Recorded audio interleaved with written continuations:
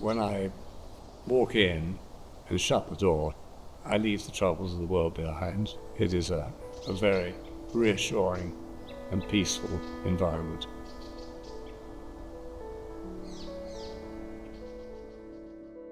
This is Eavesdrop.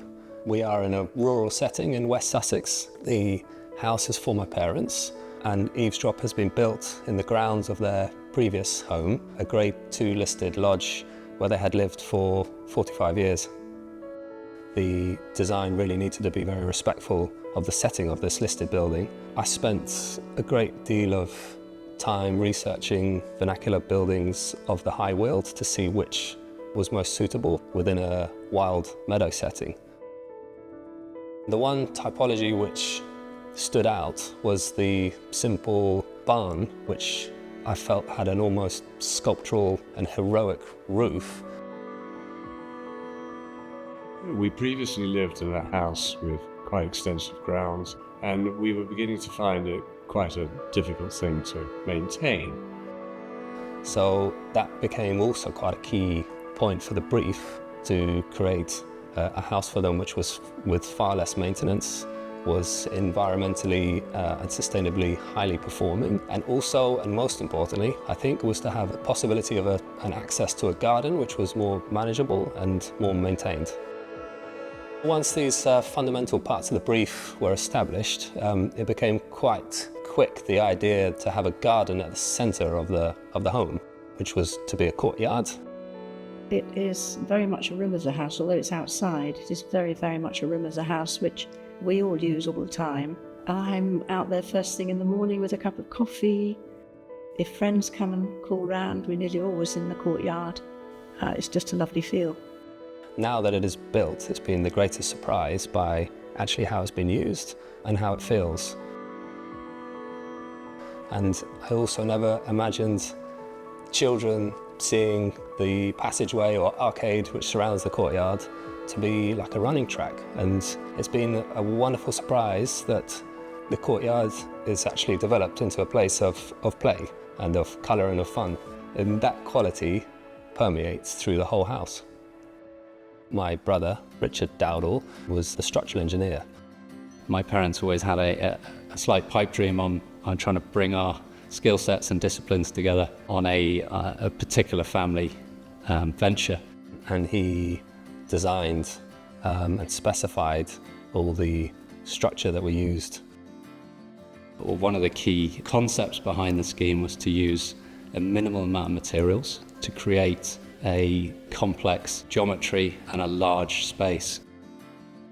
The complexity of the geometry is really driven by the sculptural shape of the roof.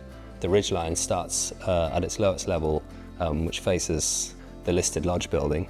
And then from that point, the ridgeline rises to the southwest corner. There is a twist in the roof. And to achieve a build in this way became quite a collaborative effort, and also gives certain prominence to the living room and allows for that space for the main living area of the house. Having thought that my parents were bought into the idea of a very open plan living space, my mum's approach was still quite clean to have certain areas almost within particular zones. And that meant that we created some quite bespoke partitions. The stone is taken partly from offcuts that were left from the outside of the house. You can flow through from one to the other, and they all have their own separate atmosphere. There's also an unusual eaves detail that we have for the house, where the rainwater runs straight from the eaves and falls like a curtain directly into a perimeter ground drain which runs around the property. The water is collected and is used to water the garden, but the action of the water falling from the eaves is called an eavesdrop, and it's where the house has borrowed its name.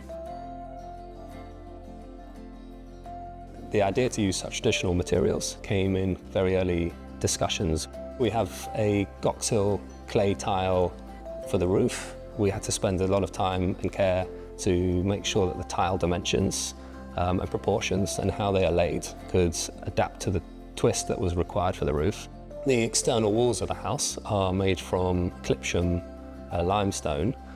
The interplay of the Clipsham stone, the rough cut with the smooth ashlar finish around the house is very, very eye-catching.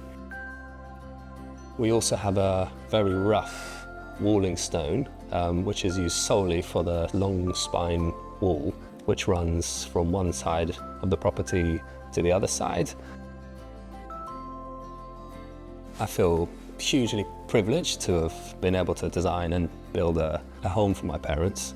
I was so strongly aware of the risk from the beginning of creating an environment for them which was so completely foreign in relation to how they've been living for such a long time. We can flow from room to room effortlessly, and I couldn't think of an easier way of living. I think the house is magical, and we love it.